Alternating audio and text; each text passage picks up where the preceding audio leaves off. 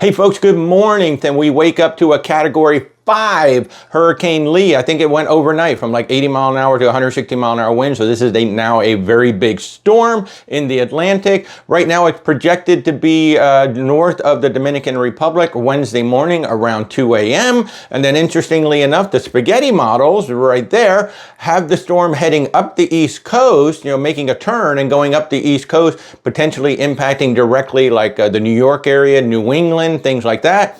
Now that's a really interesting scenario because we have a lot of cruises that come out of Baltimore, New York, New Jersey, and they come on down into the Caribbean.